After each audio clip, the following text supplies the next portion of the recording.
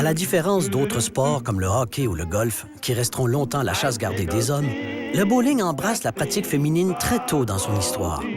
Et c'est en grand nombre que les femmes s'élanceront sur les allées de quilles. Au début du 20e siècle, les femmes commencent à jouer au quilles. Et elles participent, elles ont des tournois qui sont organisés aux États-Unis au début du 20e siècle. Est-ce qu'il y a une résistance particulière à ce moment-là au fait de voir des femmes dans ces endroits-là? C'est possible. Si c'est le cas, elles s'estompent quand même assez rapidement. Aux États-Unis, on dit que pendant les années 30, le sport que les femmes pratiquent le plus, c'est les quilles.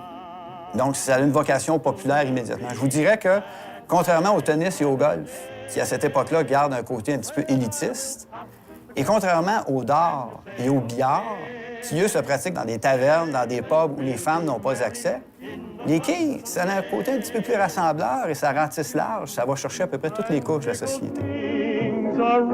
Au Québec, quelques femmes marqueront plus que d'autres la pratique des quilles. On pense notamment à Huguette Maheu et à Cécile Webster, qui font figure de pionnières dans les compétitions.